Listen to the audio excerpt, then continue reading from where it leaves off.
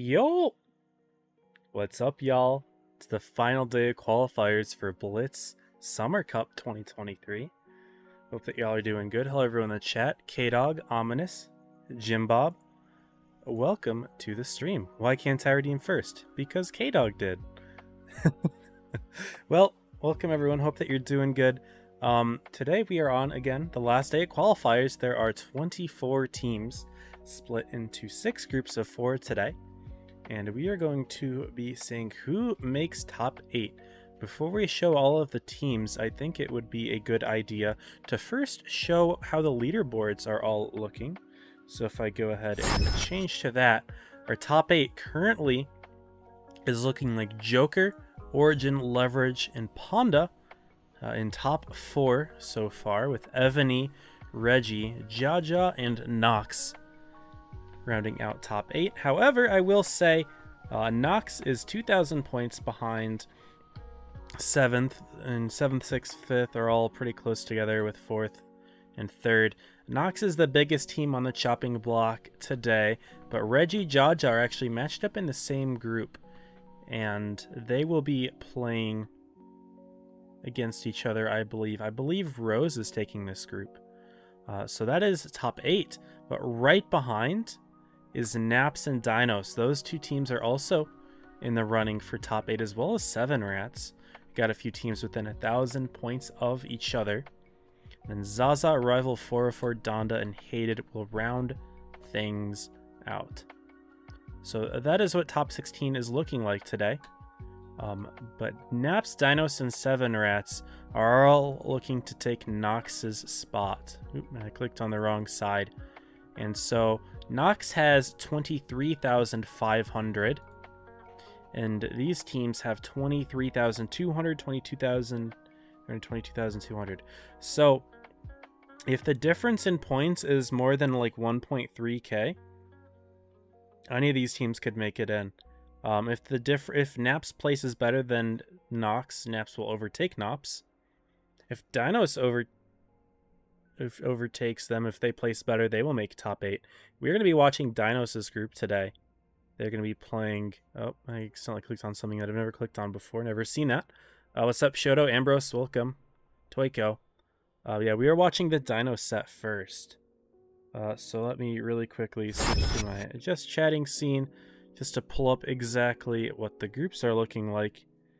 And here we are. The first set will be Dinos EXE at 9 o'clock. That's starting in 5 minutes. Plus 3 for delay, so 8 minutes for those prediction points. So 9:03 Eastern is when the prediction for Dinos EXE should be. And then we also have Ponda VIDT. So Dinos and Ponda in the same group. Dinos needs to outplace Nox to make top 8. So if Nox gets second in their group, Dinos has to get first. In group 5, we got Evany, Krek, and Zaza 404. Evany, they've got a pretty easy group comparatively, to be honest. Group 4, Reggie, CCRS, Jaja, Donda. So Reggie and Jaja, both in the same group. This is pretty big, and this is the one that Rose will be streaming. Group 3, Nox has 7-clip, Kraken, and Leverage. So Nox, they have to do pretty well today if they want to keep their top 8 spot, because Dinos is looking to take some dubs. And it's going to be difficult for them to beat Leverage, although possible. Group 2, Joker, Hated, 7 Rats, Rival. It's a pretty good guess that Joker will win this, but we'll see. Group 1, Origin, Chrono, Naps, and Jaja. They've got 2 teams. Jaja has 2 teams. Just want to make that clear, but both of them are fighting and playing, so they're not rigging, kind of like how a couple other teams kind of did yesterday. What's up, everyone in the chat? Good to see you all in here. OG Tanker, what up? All right, well, I'm going to hide my screen as we get to the tournament room invite set up. We are speccing Dinos versus EXE. So let me get the scoreboard set up. I didn't have an EXE logo, so I kind of had to make one, so hopefully it's not terrible. But I did it very much last second, so it's not the most effort that I put into it. I found something off of Google, and then I just made it transparent, recolored it, and added a border so that it shows up a little bit better. But This first set's going to be a best of 3. We can pull up the teams, and I forgot to update the logos. There's Dinos, there's EXE. Honestly, I don't think it looks too bad, but it was just, you know, me quickly Googling EXE logo and finding, like, you know, whatever I thought looked best, and that was that.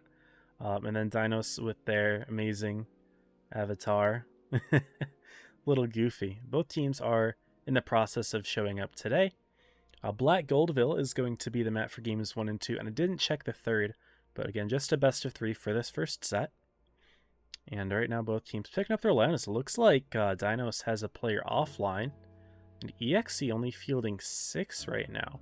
It's unfortunate. They made it to day 2. They did a good job of making it this far, but maybe not going to see a 7th player for them. We'll have to take a look at their team lineup, which I suppose we can go ahead and do. If I go ahead and click on Tournament History and their team, there's a team that didn't play in the previous skills, but they are showing up today. Sol Dragon, Goshira, GG, Wi-Fi, Skills Retired, Aegis Pro, Omar, Luis, and Iolo Dread. So they are gaming out here for PYS 4. Don't have a shot of making it to top 16 in just one day. Oh, that's right. I forgot to show the scoring today. I should do that really quickly. So we've got day number 4 here. Sorry, day 2 for PYS 4. So the gap between first and second is 3,500 points. The gap between second and third is 1.7k. So the team that places best out of Dinos, 7 Rats, Jaja, no, sorry, Dinos, 7 Rats, Naps, and Nox will make it. Although 7 Rats might not be able to do that. They might have to place twice ahead of any other group, which is unlikely, but possible, I suppose. But that's your scoring. So difference of 1,700.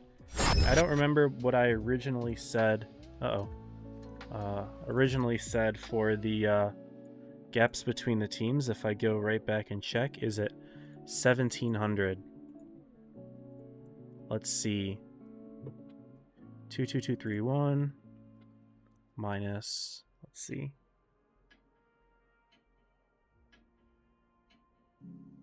And what does Nox have? 23551.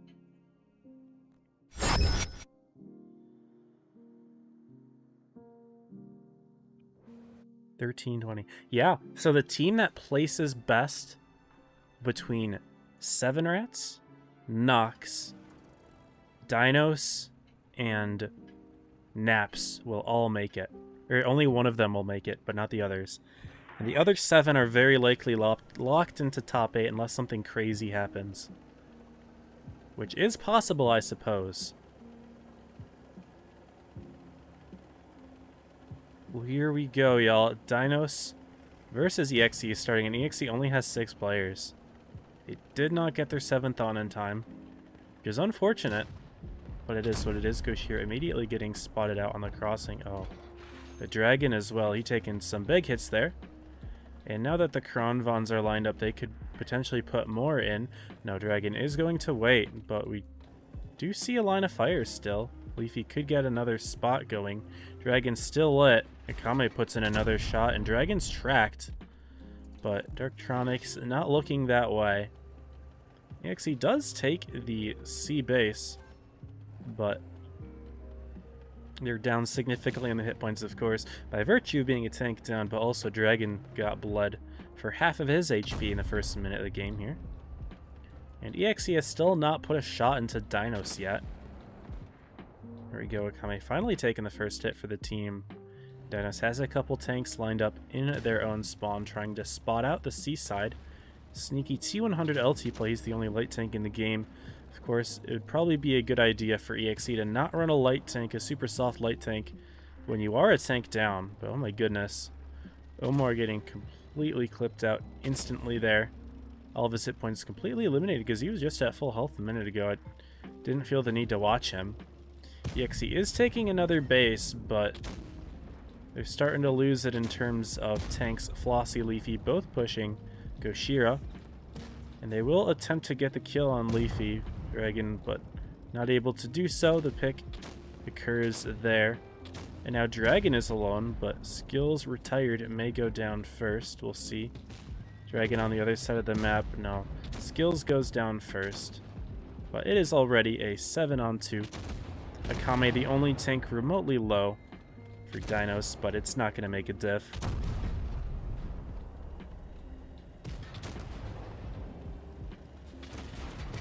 Y'all voted EXE? Well, that's unfortunate. They don't have 7. That's tough.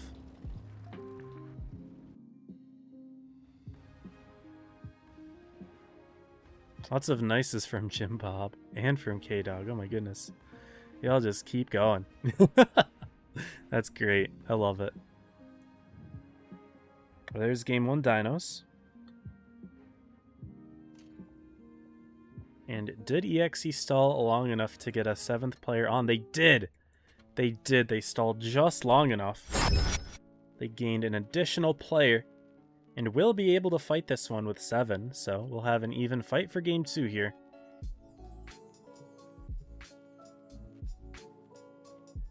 Sturv and MLE not worth unless you're playing the Pro League. I mean, that's expensive for a tank, really. It's like it's a pixel tank and you're spending potentially $100+ for the Sturv.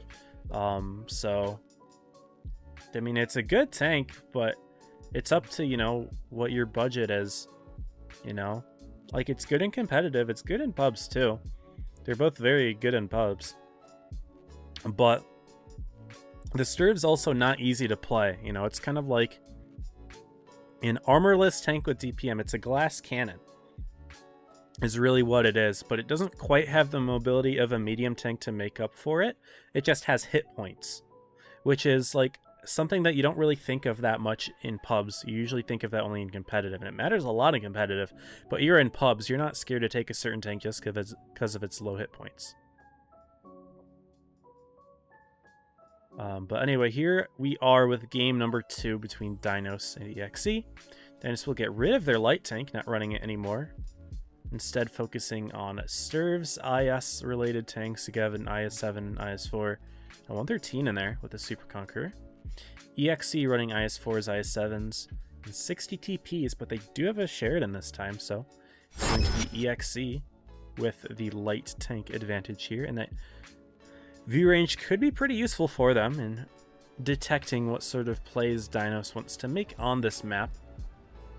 Burby immediately pinging towards the center. Are they going for a potential B push, or are they predicting a B push from EXE? What's up, Kaiser? Welcome to the stream. Waldo, hello. Worst scam. What scam are you referring to? Looks like we're seeing both teams committing towards the C side. However, actually, nah, EXE is mostly lined up in the middle, but their IS-4 is going C side to potentially stop Dinos from taking C. However, they might have overcommitted themselves here and could cause some issues if they get singled out. However, the 60 TPs and Kronvon are covering him from a crossfire angle, so it won't necessarily be easy for Dinos to just push right into the IS-4s. And this time, it's actually Dinos that are getting bled in the early game. However, they will get the early base. Dragon picking up A for EXE, but not before losing the cap lead to Dinos taking C. And here we see the crossfire going. Skills retired in the 60 TP, missing his shots. But Wi-Fi hits Flossie. And Leafy missing Wi-Fi. Flossie's taking some big hits here. Is he stuck out in the crossing? No, he does get away, but sure, a little bit of silly hill driving. And he might take another hit. Yeah, 60 TP putting one in, and Flossie is already a one-shot to several of the tanks on EXE's team. That could be scary. Hit points aren't too far apart, though. Omar's loader was briefly killed, does repair it, but will be without a repair kit most likely because of that. And the IS-4s were detected here, so Least Gamer did take a hit. Salt is currently spotted, so Dinos knows not to push too far.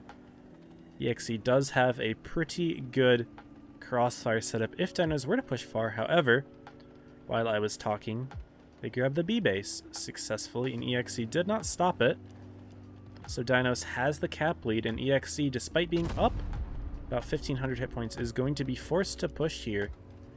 Sneaky shot from EXE into Raze, though, and EXE is playing this game quite well. They've maintained their hit point lead throughout the entire game here. Only issue is no cap lead, and Saul is looking for something on Raze if you don't back up too much. But Dinos has kind of cornered themselves a little bit here. And this will give Goshira the chance to try for B.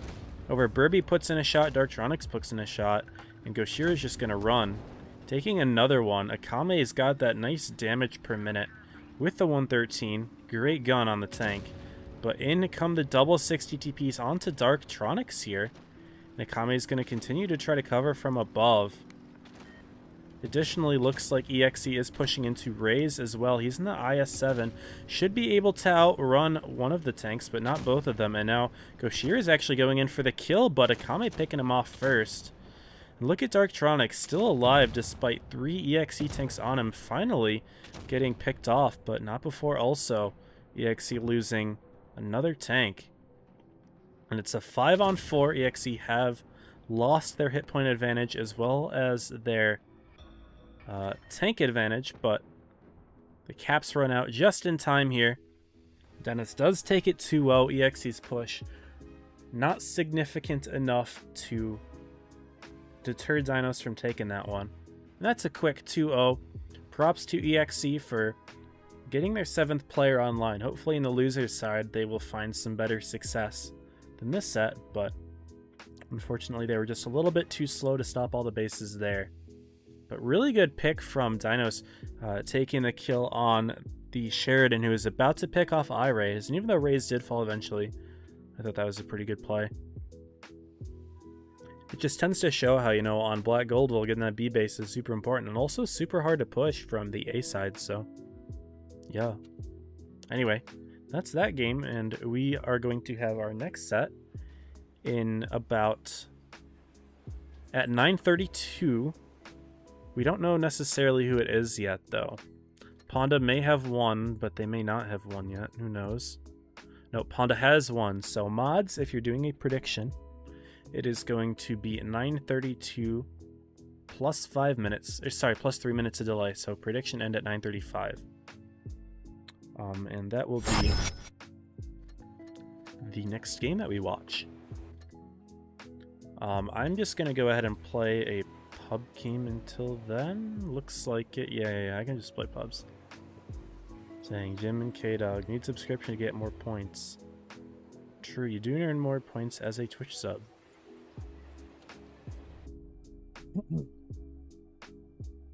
Alright, let's game. Playing the E4 again. I'm still trying to rehab, although I haven't played it at all today. I had a really nice day in this tank yesterday, but not today. Or not. Shouldn't say not today, because I might still have one, but it just hasn't started yet.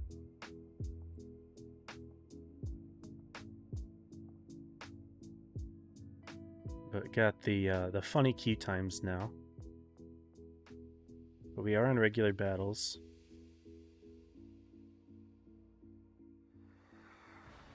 Vineyards. Or sorry, did I say Vineyards for Despair? My goodness. Alright. Don't know exactly where I feel like playing right now, but I think I'll just go middle.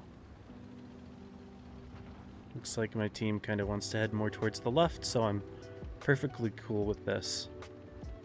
Hopefully our 50B wakes up. It's never fun having an IFK teammate.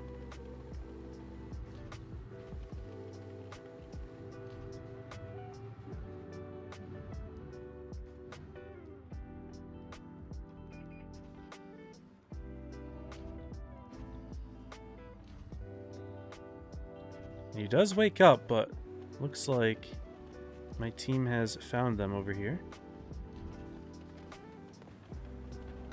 E5 is... Sorry, 50B on our team is bleeding. Will their E5 continue to back up? Doesn't look like it. Although their ST1's coming through the middle. It's a nice hit right there.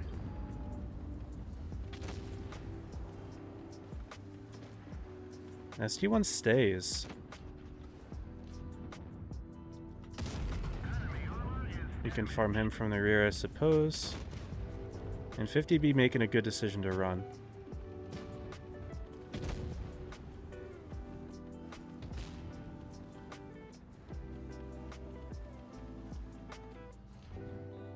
like to see if I can sneak in another shop. That one goes high. Very high. Despite me having basically a free shot there. What happens, I suppose. But we're going to have tanks on our flank here in just a sec.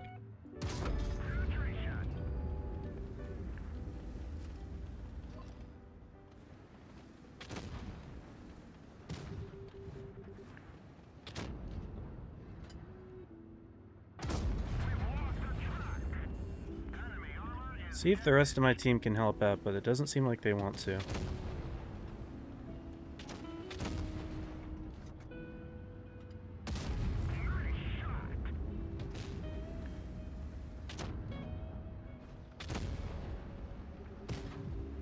I got a Badger behind me, but he's not really helping out as I need him. Can't sneak the HE in quite yet, so just gonna go for an AP, but we're holding quite nicely. Hopefully the Badger can put in a shell, please. It goes for the E5 there. Badger should pick that up.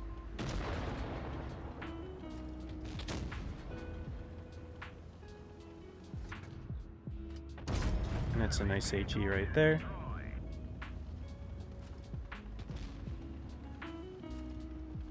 I'd like to put one in here if I can.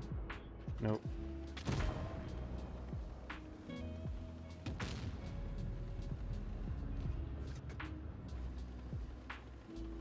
But I think I could be able to put two in here.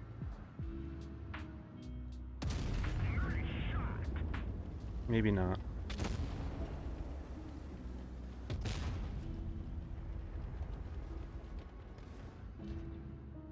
I can get the kill at least.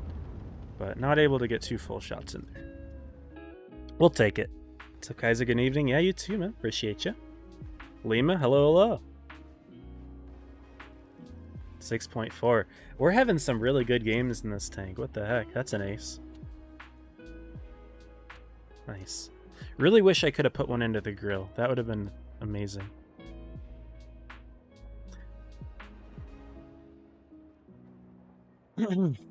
But we take that.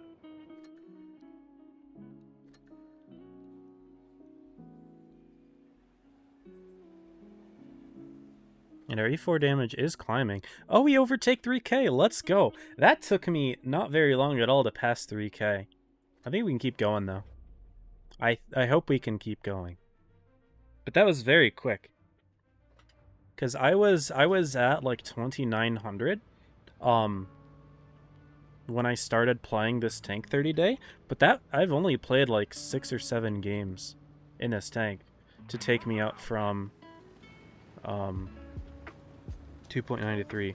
Why is my team turning left here? It's turning right. We're all in heavies. We're all heavy tanks. You don't have a medium. Why is anyone going medium side? What? That doesn't really make a whole lot of sense to me. Okay. Fair enough.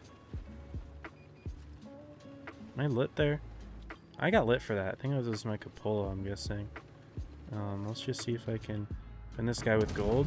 That would have been a meme. Their 57 is forward. Their 113 is forward as well. That means I could probably play with this VK72 right here.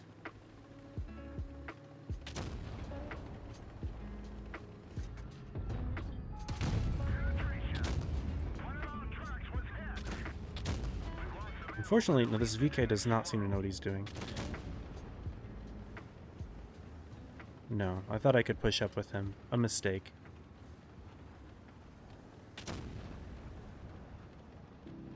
And yeah, my team is still flanking.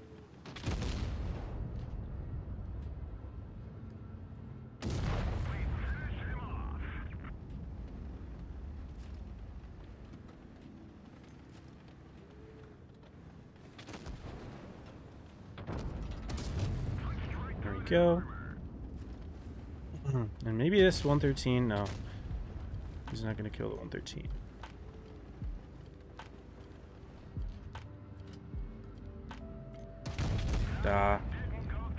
Dang, just hitting the hull there. Hopefully this guy gets the kill. He does. Good job. He's not playing horribly. And their Waffle and Skoda have both not been spotted yet. There's the Waffle. Please don't block my shot. Ah, he doesn't have Spall, but it didn't pen because he angled. Dang. That would have been a really good shot to hit.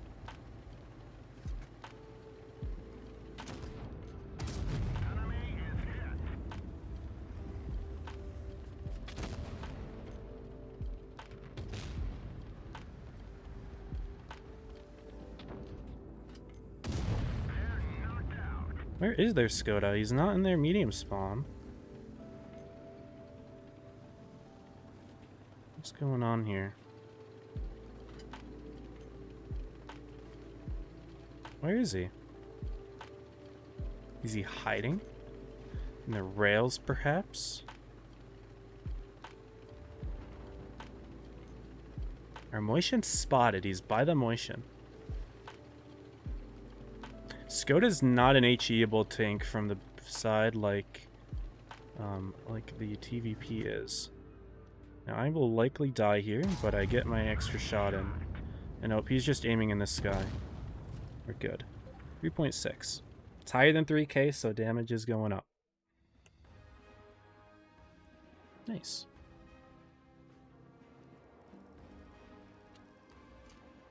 Yeah, how many games have I played in this tank 30 day?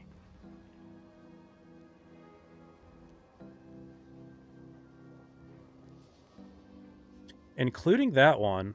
Well, if we exclude that one, actually. 7. Sorry. If we include that one, 7. If we exclude it, 6. So it took 6 games for me to go from 2900 to 3k, and then this just puts me a little bit more above. But I am averaging 5k in those 7 games. That's insane. E4 is good, y'all. E4 is good. Don't let anyone tell you it's not. What's up, Dylan Dennis?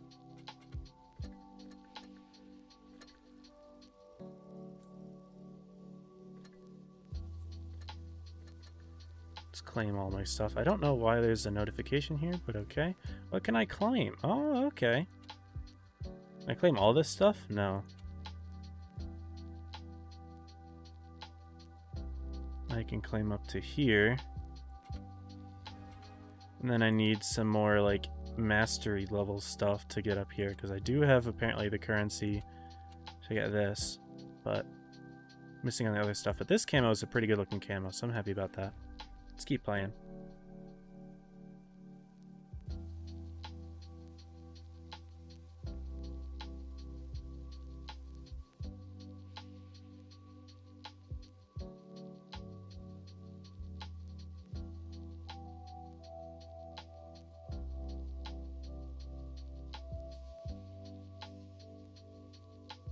In terms of brackets, Origin and Naps win. Joker and 7 Rats win. Okay. Leverage and Nox win. Reggie and Jaja win, so no upsets yet. None at all. Evany Zaza, and then Ponda Dinos. I don't know why this is considered an upset. I don't know why VDT is considered higher here, but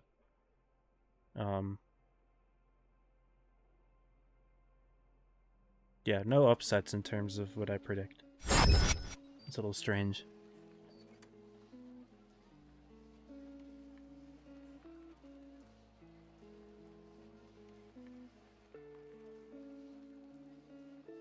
Yeah, I'm averaging 4975 damage in this tank 30 day in 7 games. And like, I know it's only 7 games, but still 5k is a very, very large number. I don't know how to play this one. I never play TDs on this map, but there's like so many different ways you can go, and I don't know which one is best for optimizing damage here. Maybe I just go middle. No, our T-54 is leaving for some reason. Don't know why you would leave that area. Our team seems to be mostly going that way.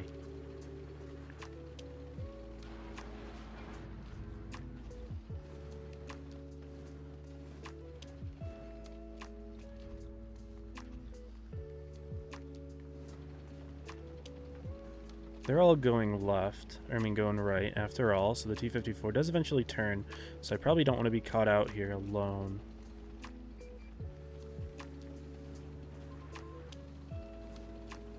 TVP, they're Yag.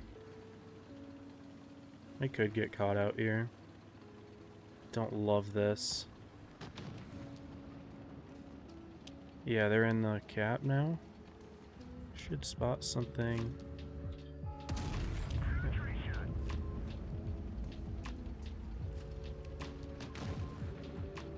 If I play back with these TDs, though, we should be okay. Knock this over just to make things a little easier for viewing purposes. Now, I could peek this way. Looks like we took care of that TVB quickly. Nice. Peeks here. There's their patent. Haven't seen their other TDs or their E100 yet. Oh, and he gets tracked right in front of me. Oh, consider it. And I get ammo wrecked, so I didn't have the reload for him. Dang, that sucks. 100 misses, I miss. I hate this song. I can't skip it though, and I can't remember the playlist because it's not my playlist. E4 thinks he can play hull down.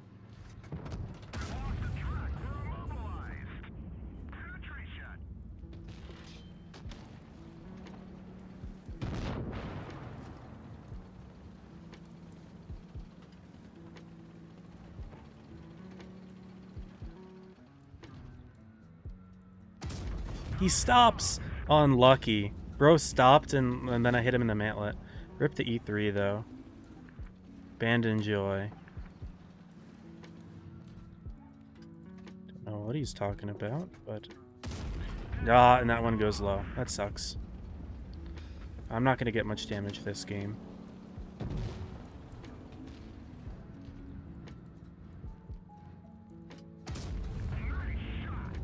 Enjoy the ban object. Oh, and we're losing.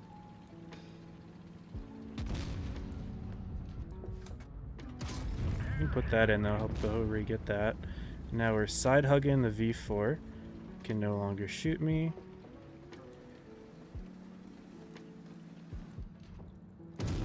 There we go, now we're winning. The E3 would rather chat and call him a noob. Fair enough. So we'll get a little damage out. If I can pick up these two, but it might not be likely, as the Hori on my team is full health. This guy was waiting for me. Smart. Smart. I peeked exactly where he was aiming as well. Hori should handle, though. Hori is lit. And I can shoot Yag here. We'll roll.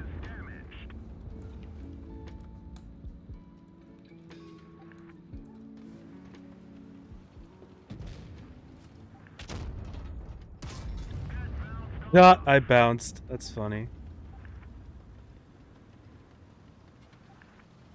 Dead.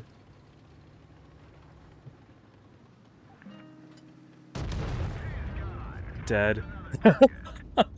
This guy. That's so funny. This guy's so salty. And for what? I'm gonna say all my Twitch viewers say hi. This guy's in Seal. He's a reroll. All my Twitch and YT viewers say hello.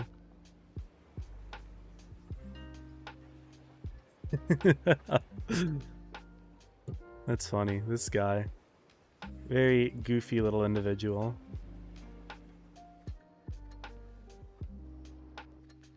Well, we're going to get our next invite in just a second here, so I'm going to hide from just chatting. Up there the invite is. Let me switch to a light tank. Grab that. And Ponda Dinos is the set. Sorry for the Windows sound. I really don't know how to stop that from happening. It's just part of the plugin, I guess. It's really annoying. But I can't seem to do a whole lot about it. It is what it is.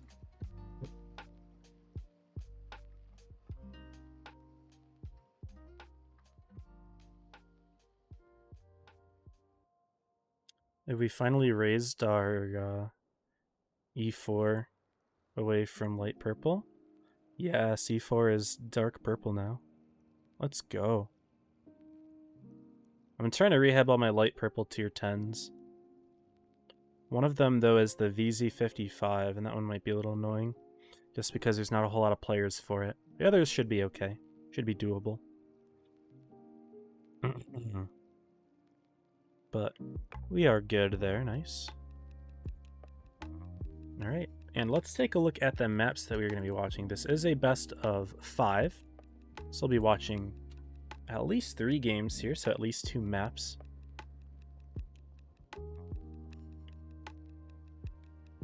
But the maps are going to be Fort Despair for games 1 and 2, Castilla for 3 and 4, and then Faust for 5. So if we do see that many maps, we're going to be seeing Faust as the tiebreaker, which is a good tiebreaker map. I think it's a nice, symmetrical, fair map for a tiebreaker.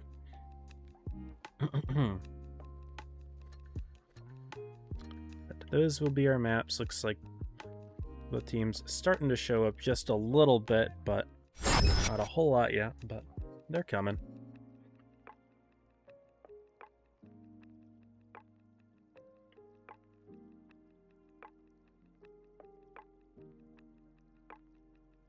Looks like people are betting on Ponda this time. Okay, okay.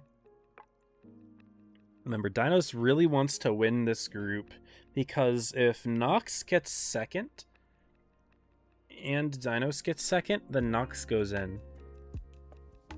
Same with, what team is in 9th right now? Naps is in 9th. If Naps gets second and so does Dinos, the Naps goes in. If Nox gets 3rd, at least. We'll see, I suppose.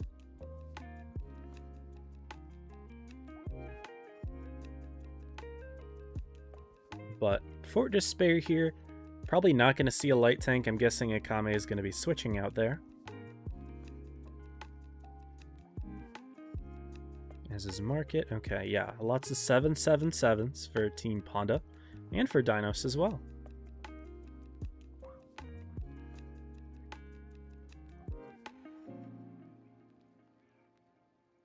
If y'all are enjoying the stream, make sure to smash like if you're on YouTube. If you're in Twitch, I guess not really an equivalent of smashing like, but appreciate y'all being here.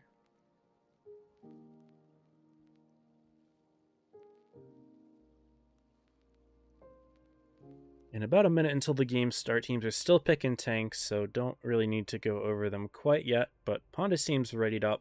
They've got MLEs, 777s, and Sturves, so only 3 different tanks on the Ponda roster, but they're all meta tanks. They all make sense. You know, it's the battle of the collector tanks right now. Tier 10 is pay to win, which is kind of crazy to think about because normally Tier 10 meta is not pay to win, but this is the first time where the meta is pay to win. Unfortunately for World of Tanks Blitz. That's just how it is. Dino's also rocking lots of collectors. The Concept 1B is another collector tank. That's another pay-to-win tank. They've only got 1 tech tree tank right now, 2 of them. We'll see if Burby runs one, but I was wondering how many collectors tanks we can get in 1 game maximum, you know?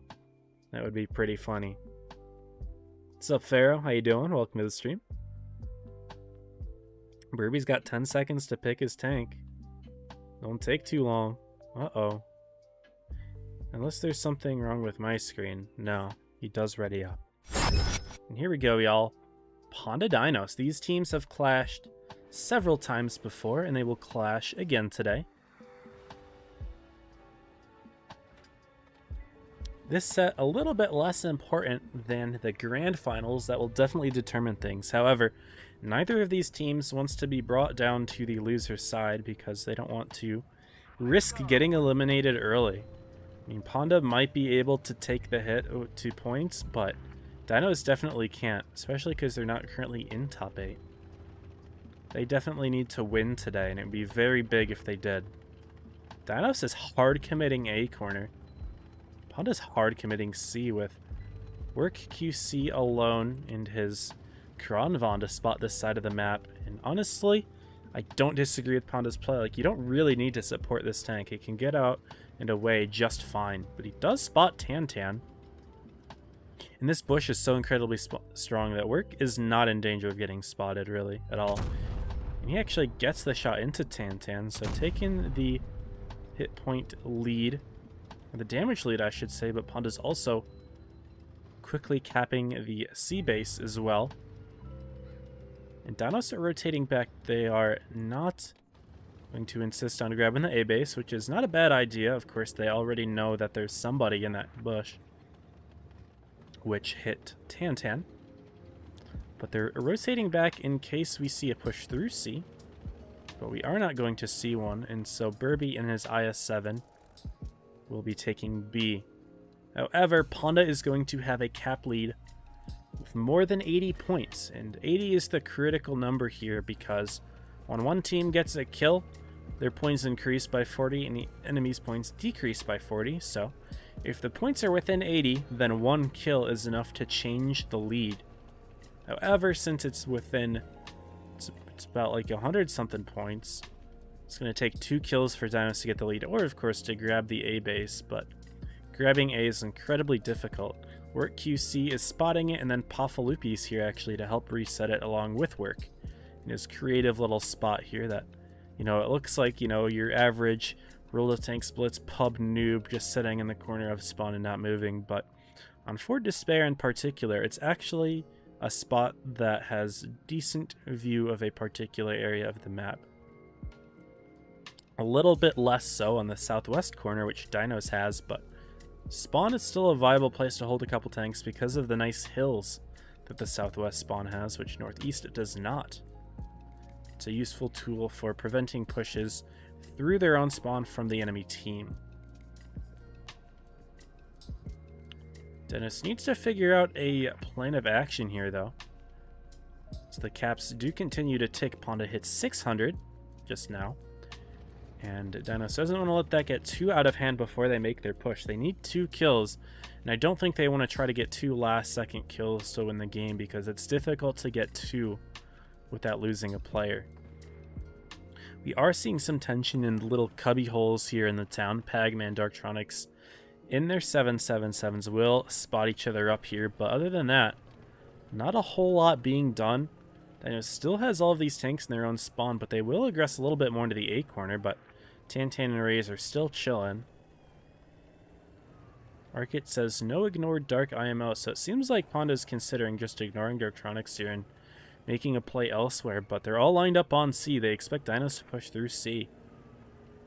And where QC will be spotting over on the A side if anything else does occur, and something does occur. Burby making an aggressive play to proxy Work QC, back him out this side of the map, and we are going to see a counter push from Ponda, and they are not spotted. Skip, Sherman, Ding Dong, I'm going to pop up right on Darktronic's rear, and this could be bad, but Tantan's here to help. Rays did leave, though. So we are going to see Darktronics taking hits. No, actually, Skips and Sherman both bounced their shots. So Darktronics is doing just fine, but Tantan's going to have Sherman, though. Over Burby getting pushed out here by Work QC, Pafalupi on the other side, but yeah, Ponda's taking a lot of damage here. Despite having 4 tanks, Darktronics has not sustained a whole lot of damage. And Tantan will actually be able to pick him off momentarily here. However, Pagman from Ponda is stopping B, and Dinos really needs to make some sort of cap play. They do pick off Sherman, but the points are still in big Ponda favor right now. They're going to get on C, which is a good idea. Tantan going to spearhead a push here. They need to get another kill, and they're going to do so on Ding Dong. Tantan picks up the kill, although Burby falls on the other side of the map, but this is where all the big action is. Skips get the kills, so it's 5 on 5. Leafy still has not stopped the C base, and it's 900 points here for Ponda as they are holding B. Really good decision for them to grab B while they had the time, and Leafy is still getting reset here. Dino's points are not ticking up, but Ponda is at 950. It's not looking good for Dinos, even though they are slightly up on the hit points. Pagaman's going to sneak around, try to get the kill, But he goes down first, but still 970 points. Dinos doesn't have a way of stopping B, but they lose Flossie before they even have a chance. Good job from Ponda, holding on to C-Base quite well there, even though their initial push really did fail. But they did capitalize on Burby, who was overextended a little bit there. The Dinos were not able to save him, and then eventually Ponda came back all the way to C, held on to the base, taking B on the way as well, and Dinos just were not able to deal with the caps. So that's a game 1 Ponda, although it was quite close. Spawns swap on Fort Despair. We're going to game number 2 now. Again, a best of 5. And similar tanks being run, but Ponda's going to put in 2 Krons this time, as opposed to just Work QC and 1 Kron. Dino's making a couple changes as well, potentially.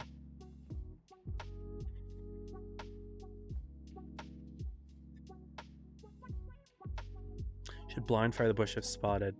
You can blind fire the bush, but there's a big bush, you know, it's very wide. It's probably the widest bush in the game. So it's not really easy to hit a tank there, because it could be anywhere.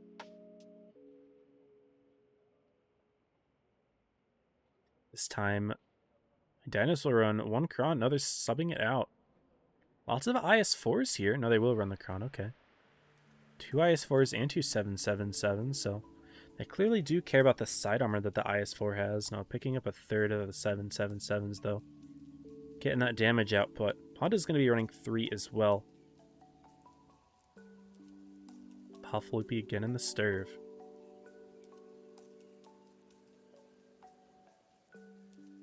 Fort Despair is a pretty symmetrical map, but there are a lot of small differences that make, you know, playing from each side quite different.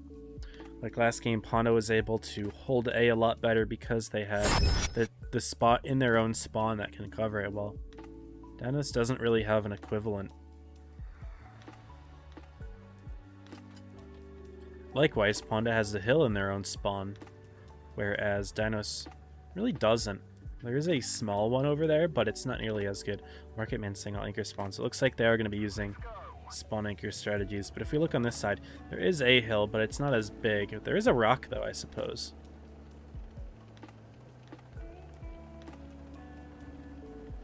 But this time, again, the team from Southwest spawn is going hard to A for the most part. This time it's Ponda, though. But Dinos is sending some tanks to A as well. Giganotosaurus not taking the common forward bush that is normally used. Instead a further back one.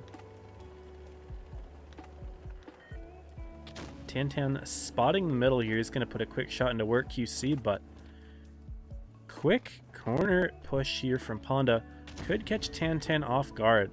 They don't know that Giga's here, though. Giga hasn't fired his shots, though.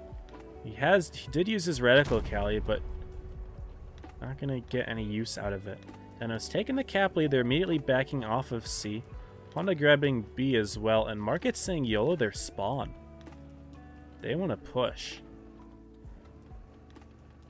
Pushing could be doable, I suppose, because Dinos doesn't have all of their tanks ready yet, but it wouldn't take too long for enough of them to become present and stop that push from occurring. Looks like Pagman's got the shell glitch right now. Yeah, there we go. He's got 3 shells. It showed him as having only 1.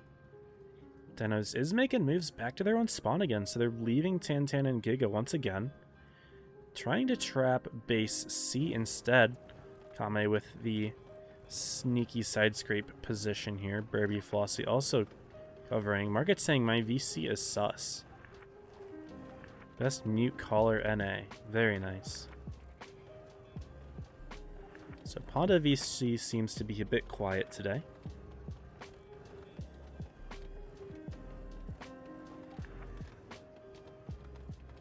What does the 777 offer better than a 60p or E5? DPM. And side armor is better than the E5s for sure. Armor in general. 60 DP's armor I would say is about equal to the 777. But it's got a great gun, and that is why it is used. Tantan and Giga still pretty much holding their own spawn by themselves. But Panda doesn't really want to make a move yet. They've got 3 tanks in the corner and 3 in the middle, so they're ready to make a move, but they're not yet. Leafy and Market spotting each other, and that might give Panda a bit of a hint that Dinos is lined up over on the C side mostly, and they spot Giga as well, so that actually could change things for them. Now they know that Dinos has at least 2 tanks lined up here, but is this going to cause Panda to want to push them? It may. They're starting to move forward with their 777s. Yeah, Sherman's going to go in, Ding Dong's going to go in, but Sherman's taking hits right now. Firing on the move, and he's already lost about half of his health.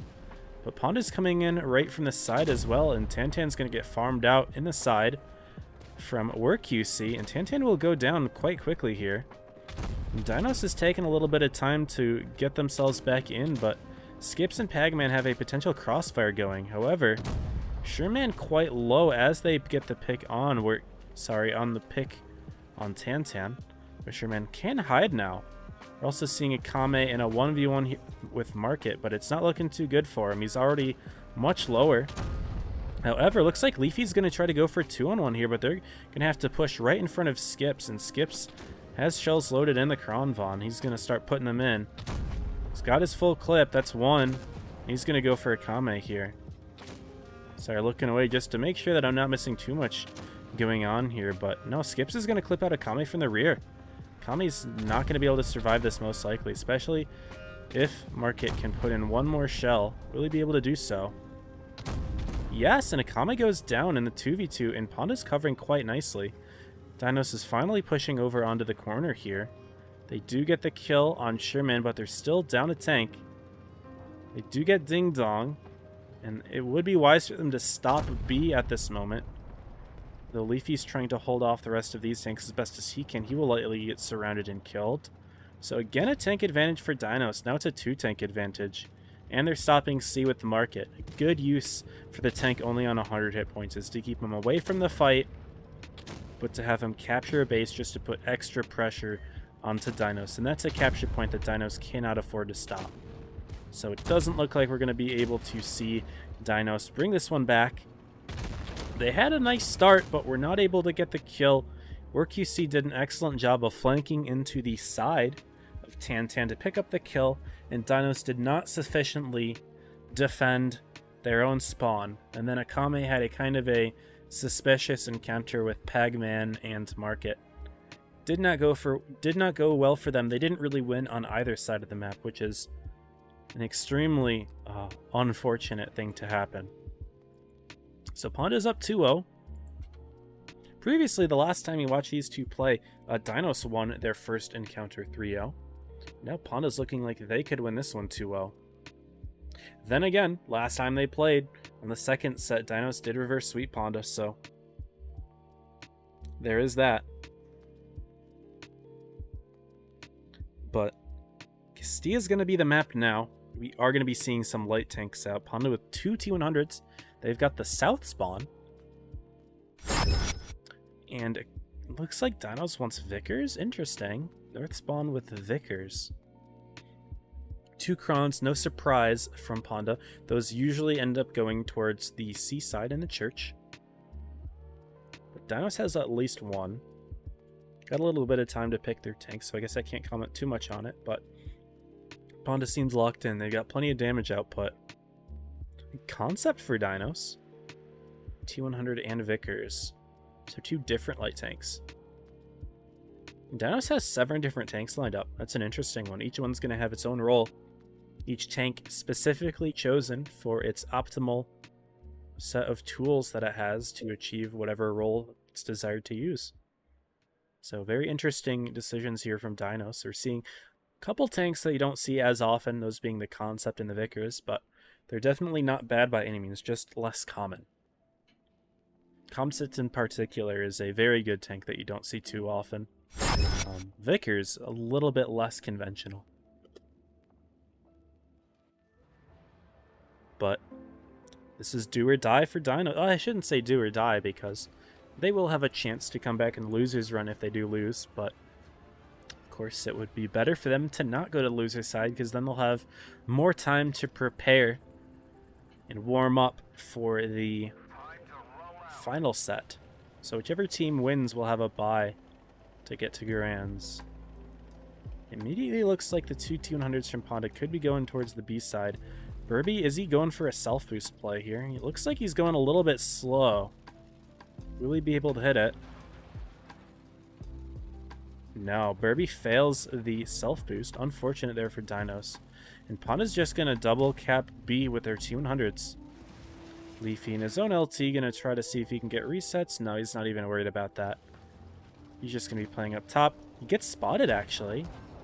And Ponda puts 1,000 damage into him just like that. Not a good start for Dinos. Even though he did get one shot in, he took 3.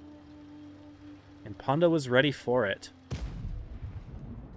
And they have the base as a result. Darktronics was not able to get to his defensive position in time. Ponda's got the base lead here. Dinos will go for A as a result, but unfortunately, they've already got a light tank on 800 HP. That's a 2-shot. For any tank on the team other than the T100s, never mind, the Sturves as well, I suppose. We'll have to roll high for that to occur, but now another base being captured here for Ponda. And Dinos doesn't have a good reset here. A blind fire right in front of the bush, but Market Man's not in the bush.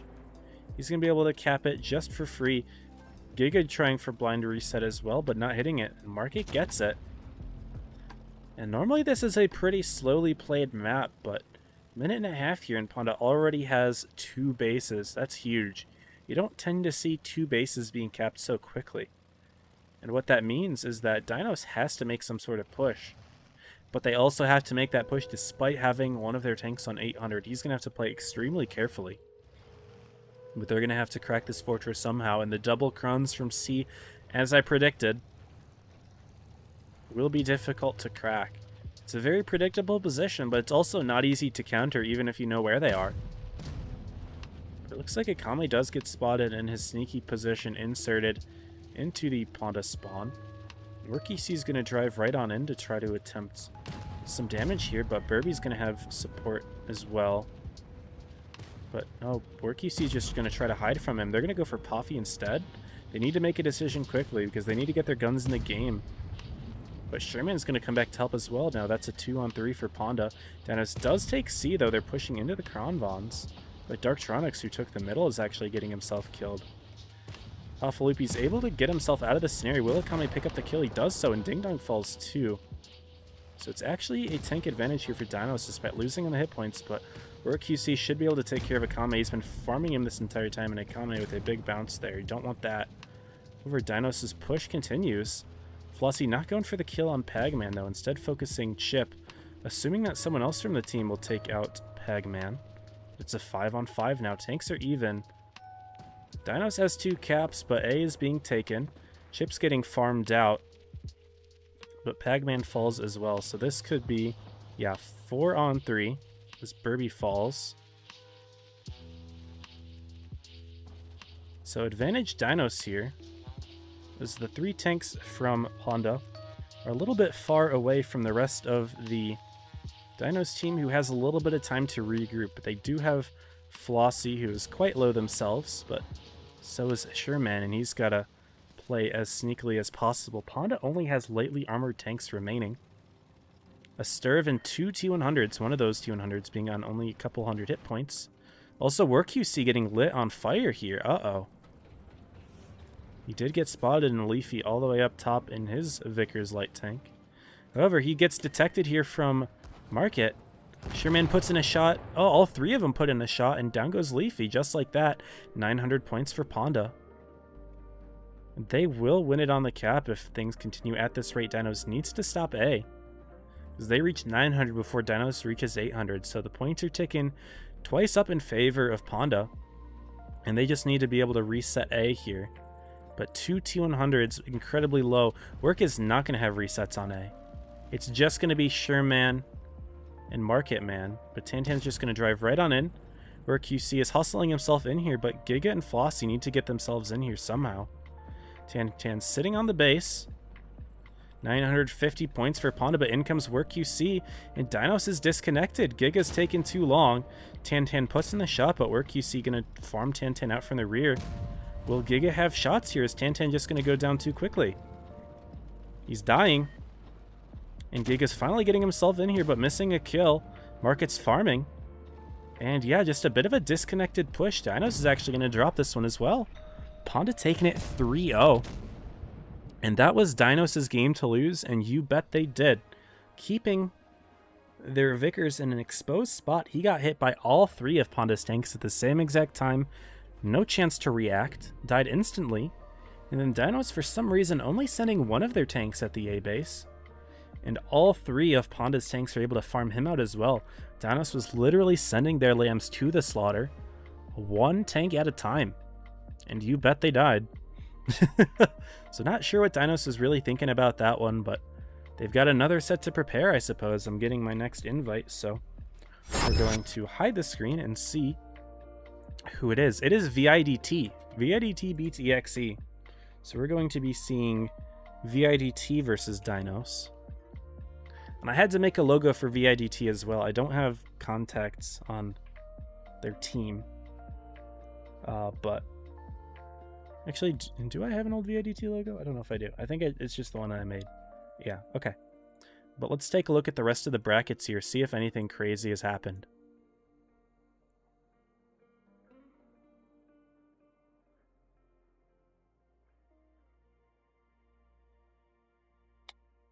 Pull them up, show all groups. Okay.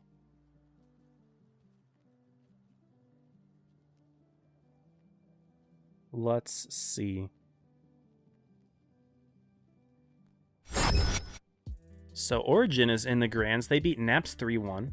Naps fighting Jaja. Naps needs to get a good placement here. If they get 3rd, they're effectively ruining their chance at making top 8. And Jaja really wants to stop them. I believe this is their 2nd team, but I'm not sure. Joker beats 7 Rats. 7 Rats and Rival are fighting. 7 Rats previously beat them 2-1, but if 7 Rats gets 3rd, their chances of top 8 are looking grim. Leverage beats Nox. They're fighting 7 Clip now. These 2 teams have not faced each other in this set yet. 7 Clip could take this. If Nox gets 3rd, they would not be looking good. Reggie Jaja still fighting. Evany Zaza still fighting. And then we've got our group right here. So Dinos VIDT is going to be a really big set. Dinos needs to win this. And then ideally they need to beat Ponda here. But after that 3-0, that was not looking good. Although I will say Dinos had some winnable games, but definitely did not look good in their late game play for sure. Anyway, that's that. I'm going to hide the screen for just a little bit longer, and then we can go ahead and show what the lineups are for both teams. The maps are going to be some interesting ones here. I'm actually excited to see these maps. So you've got Lagoon for 1 and 2, so we're going to be seeing 2 Lagoon games, which I like to see because this is a map whose meta is not fully developed yet, and we've only really seen some mid-level teams play in it. Haven't seen any high-level teams like Dinos play. Mayan Ruins for 3 and 4. Mayan's a fun map, and then Faust tiebreaker. Okay, I like how they're picking Faust as a tiebreaker. It's a good one. I agree. I would say very nice and symmetrical. But here we can show the teams now. And I just made this VIDT logo. It's pretty low effort, but that's all I had time to do. Just found a logo maker online, plugged in VIDT, and chose a decent one. But this is them. And they are running, although I guess I could show the team lineup as well. You're led by Luciano, and I actually do recognize 1 or 2 players here. Luciano leading Snow DV Tanker, Be Good, Kaposhta, Mancho Duty, Crip, Nemo, Snow Watson, and Rob. And that is your VIDT roster. Honestly, some pretty good players. This team kind of went under my radar. I won't even lie to you. But we can get back to the training room here, and let's see if I missed any alerts. I missed a follow from Ranger207. Ranger, thank you for following. I appreciate you. Welcome to the stream. Hope that you enjoy the tournament games today. This set determines who makes it to the grand finals for Prove Your Skill number 4, Group 6.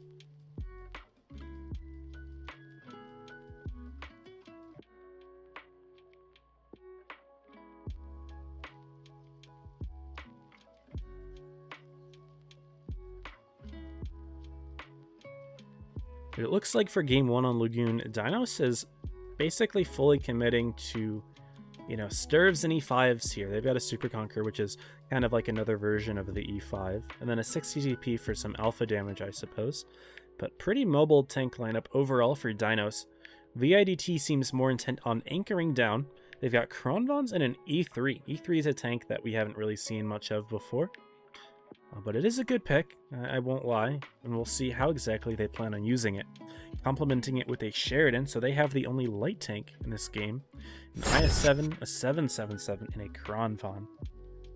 That logo doesn't really look great, to be honest with you, in this screen, but it's what I have at this point, so we're going to work with it. Welcome, James. How you doing, bro? And he's got reception. Big W. Alright, let's get it, y'all. Game number 1 between VIDT and Dinos. This is a best of 5, so we're going to be seeing at minimum 3 games here. And let's get it. Kame leading the Dinos team with his speed boost Sturve. Looks like they are going to A quite quickly. And VIDT looks to be doing the same. Where are they putting their Sheridan? Right in the middle spotting position. Makes sense. I don't know why he's not pre-aiming, but he does hit the shot on Leafy as a result. I'm honestly surprised that Dinos didn't pre-aim that spot as well, because that's a pretty common one to take in pubs. But instead, Dinos is going to bleed early, although, interesting spot from Akame though. He crosses all the way into the corner and is now, you know, fully committed. But VIDT has put a couple nice shots in. They're still down on the hit points because they have a Sheridan and an E3, but Leafy's getting bled out quite significantly here. Nemo sneaking in the shot with the E3. That's a really good position for VIDT, and it's going to be difficult for Dinos to push through without taking a ton of big shots in return. But Dinos has most of the tanks set up in the corner, and also Dinos does have the cap lead. Can point that out, but that may not be for long. So the Sheridan from VIDT has the ability to flank around if he really wanted to.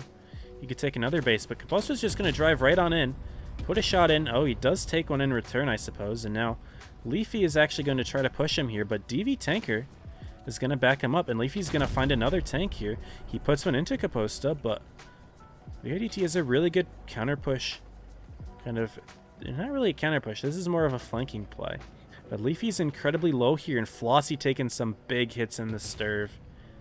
And already, you know, VIDT is making up for the fact that they started out lower in the hit points. However, VIDT is starting to get bled out a little bit themselves. But Rob pushing all the way across may be able to get the kill on Leafy, but he takes 1,200 for it, 1,500 for it. Dinos was ready for this. Darktronic's going to leave Rob incredibly low, where he's activating his reactive, going to take a couple hits to go for the kill. Definitely worth it there. And DV Tanker now fighting against Giga in this 1v1, but Giga missing that shot. And the Sheridan's still flanking around the map here. He's going to probably be able to put some shots in, but Akame getting picked off by Luciano, pushing right into the A base, going to give VIDT the cap lead. They're up a tank here, and Giga could actually get handled by the Sheridan. VIDT is looking quite good, although Luciano right in the middle here does kind of overextend, and Flossie in his Sturve going to be able to get the kill here, but in comes the E3. He's finally joining the fray. He will be able to put a big shot into Burby there, 640, so slightly low roll, but he does lose his teammate. It's going to be difficult for Nemo to engage on multiple fronts here. Flossie on one side, Burby on the other, Crip also falling off camera. Even though Dinos kind of had a rough start this game, I won't even lie. They are pulling it back now, 4-on-2 advantage. And the E3 is out of the fight now. He's getting surrounded. Kaposta briefly extends Nemo's life by a little bit just by getting that sneaky kill, but goes down to a ram. Dinos, despite having a rough start to that first game, were able to clean it up and take it. They had 3 tanks remaining as well, but VIDT fought that one pretty nicely. I won't even lie to you. Nice game there. And that's game 1.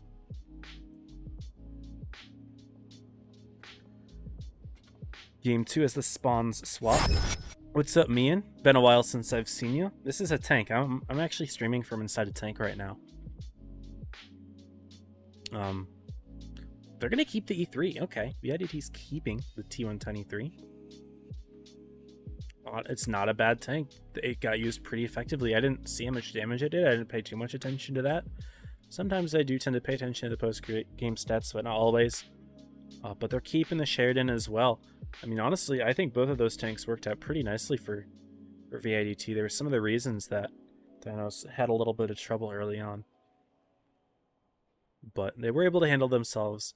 They're keeping Leafy in the Super Conqueror, which is an interesting decision, because Leafy definitely struggled last game with getting bled out, and it didn't seem like he had anywhere safe to stay without someone from VIDT going in. But I mean, VIDT definitely overextended to get the kill, though, with Rob in the Kronbahn unloading his clip to get the kill, then taking about 2,000 damage to fall immediately after. Definitely not worthwhile trade for a tank only on a couple hundred hit points.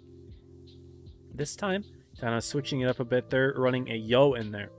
That's their only roster change, it seems. A Yo instead of a Sturv.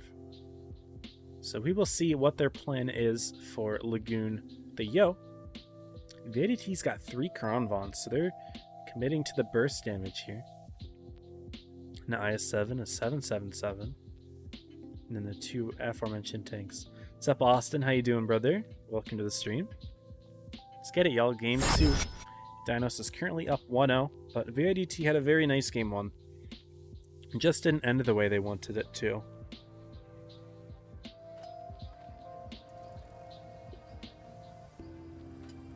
And again, Dinos has the early HP advantage by about 1,000, just because of the tank lineups, but again, last game, VIDT made it up kind of quickly.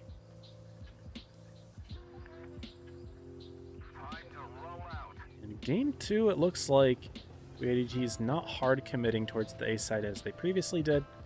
They're being a little bit more careful with their approach. They are going to be putting the Sheridan in the same spot, though, and there's no reason not to. It's a great spot to be in. Pre-aiming a little bit better this time. Not shooting the Sturv, he wasn't a little ready to, but again, Dinos is not pre-aiming. But it looks like Kaposta is not going to worry about getting the early shot in. Instead, Flossie taking a quick hit. But Akame already booted up his Yo's reticle Cali. It doesn't put in a shot, but Kaposta tries to take the spotting position again. Did he get blind fired? Did Giga blind fire him? Or was he lit? He's not lit anymore. Giga might have hit a blind fire there. That's nice. And Dinos does take the A base to grab an early cap lead, but VIDT answering quickly with C. Could have tried for B as well, although a little bit more risky. But cap lead Dinos at the moment. And curious to see what the idea is for rotation here. VIDT has plenty of ways to push into Dinos. So they're going to try to take back A. They're going to try to flank through the middle. Right now it looks like Snowatson and Crypt getting spotted. They don't know by whom. And Giga puts in a big shot there. That's a nice thing about a 60 TP. Is when it comes to these single trades, you know, big damage. But oh my goodness, Nemo putting in a big shot. But takes 2 in return. So overall net trade positive for Dinos here. They know that VIDT is all set up in this middle area. Tanks are now getting spotted. Nemo was lit. Kaposta, Snowatson are now lit. And Kaposta's taking more hits here. He's incredibly low. 700 hit points. Nemo also taking hits, lined up in the middle here in the E3. This one is not working out nearly as well for VIDT. We've got crossfires from Leafy. He's going to put him into Rob and into Snowatson. Giga's got crossfires. Rob's taking tons of bleeds right now. Definitely a mistake in his positioning. He'll take another one. 935. Rob goes down quickly. Kame picking up the kill with his quick taps in the Yo. And at this point, Dinos is just pushing in. They are up on the hit points quite significantly. Giga does take a lot of damage for it, but they're going to get the kill on Snowatson quite quickly here. Crypt just trying to farm Giga as best he can first. But 4 tanks right on Snowatson. Raze is doing his best to hit point share. Giga does not take any more hits, but incoming VIDT with the counterplay up top. Akame is stuck behind a rock now, but VIDT is not going to do a whole lot about it. Crypt getting face hugged here by Raze. He will go down to Darktronics. Big shot from Nemo into Raze with that HE, but it may not do much. Kame and Raze do get kills on Caposta finally. Leafy is pushing Nemo, although he bounces the shell, but at this point VIDT doesn't have any hit points left. They haven't gotten a kill yet either. And Nemo is incredibly low, gets picked off, so does Snow. And it is just Be Good left. To 7 Dinos tanks. That's a nice 7-0. At a healthy length of game there. About 3.5 minutes, but that one a lot less close than the first one. Dinos realizing, okay, maybe this is a team we do have to take seriously. Kami's here. Let's go. What up? Want to use a Yo over Kron? It puts its damage out quicker with the 2-shot, and it's got better DPM with the 3-shot. These tanks are all very different, Milo. They all have different characteristics, you know? It's like you have to think, you know? If one tank has a better characteristic than another tank, that's probably why they're using it, right? It's the same for the other question you asked. You know, think about what the differences of the two tanks are and when they might be more useful. Kronvon's got higher overall burst damage, but the Yo's burst damage is much quicker. It's also got better DPM, no matter which gun you take.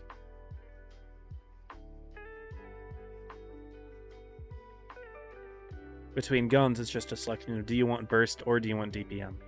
But either way, both of them are better than the Kron. Anyway, game number 3 beginning here. And Dinos looking to 3-0 VIDT to get right back into Grand Finals. But the map is Mayan Ruins, which is an interesting one. I'm a big fan of this map. And Dinos is rocking a very interesting tank choice right now. If you see it, FV4202. Not a common pick at all. It's got nice hash. And of course, that's really the only reason you would run a 4202 is because it has the option of hash. The tank definitely struggles against highly armored tanks that are facing the 4202. However, VIDT running these heavy tanks like VK72, as soon as they turn their side, you know, Kami's going to be having a ball here. And that's actually also a good counter to the 50B. This 4202 is going to have a nice time HEing that tank as well. So it will be super useful for Dinos here. I'm actually really curious to see how well Kami does in it. VIDT again does have an interesting lineup with double 50B and double VK72. Definitely looks like a townside strat to me, but we have seen Joker on this map bring their VK72's middle before, so who's to say that VIDT won't come up with something crazy here? They definitely need something crazy to work for them if they want a chance at taking some games here, because Dinos is up 2-0. And this could be VIDT completely out of the Prove Your Skill tournaments. I don't remember if I saw they were in top 16 or not, but you definitely want to be doing as well here as you can. Kami's just going to quickly get into the C base, not worrying about any opposition. VIDT has no medium tanks. However, I'm surprised Kami isn't at least somewhat nervous about those 50Bs getting in the base so quickly, but he doesn't care. Grip taking an early shot, putting one into Burby as well. Burby gets a pretty good roll for being in an IS-7, but of course you don't really tend to outtrade 60 TPs very often. IS-7s from VIDT slightly quicker than the 50Bs are getting to this side of the map. They get spotted though. Tantan doing a little bit of sneaky spotting all the way in this bush, and he lights 2 tanks from VIDT. They have a long distance if they want to be able to push Tantan, so this is actually a really nice position. I do like the idea of Dinos keeping someone here, but it looks like Caposta is going to be getting right into B. VIDT wants to take the cap lead here, and this is an interesting play. B is actually relatively safe once you get inside of it. The issue is getting out. And Burby is going to potentially go for reset. No, DV Tank recovers him quite nicely, and he almost takes a second shot to Caposta. I really don't understand Burby's play there. If you're going for a reset, go for the reset. Otherwise, why peek at all? You've got 3 high alpha tanks aimed directly at you, and now you're incredibly low. Dinos is going to counter push, though, leading with Tantan. Dinos had rotate a lot of the tanks. Grip is saying advantage cap, but they don't have time to worry about a cap advantage right now. As Dinos is pushing in, Giga from the back is going to be able to get the clean kill here. Luciano, full hit points to dead in a matter of moments. And Caposta, who's in the middle here, he's going to have to fight his way up that hill. but he is already being shot from the back. Burby, Leafy, Akame all farming. And Akame with that beautiful hash here. He's having a farm right now. Crypt's looking towards him, not really looking at him though. And down goes Snow. And look at this beautiful situation here for the 4202. It's got more DPM than any tier 10 medium tank when you got the Hesh running, and he definitely has Hesh running.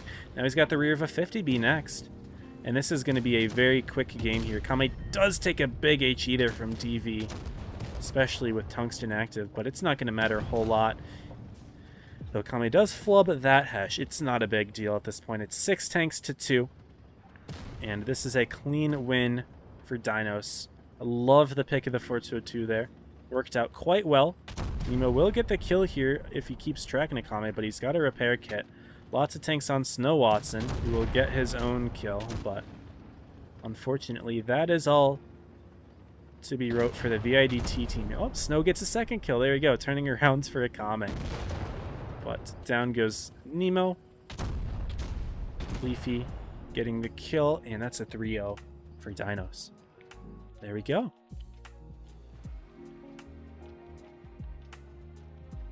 That is that. The set is now over, and Dinos is going to be facing Ponda once again in the Grands. Let's see how much damage Kama did. Yeah, 3.5. Very nice. Out damaging Giga by 10. Clearly a skill difference right there. But yeah, we're going to get right to our last one. I'm actually going to put us on the BRB screen as I need to use the restroom. But I will get everything set up so that we can get right back into things when I return. So, be right back.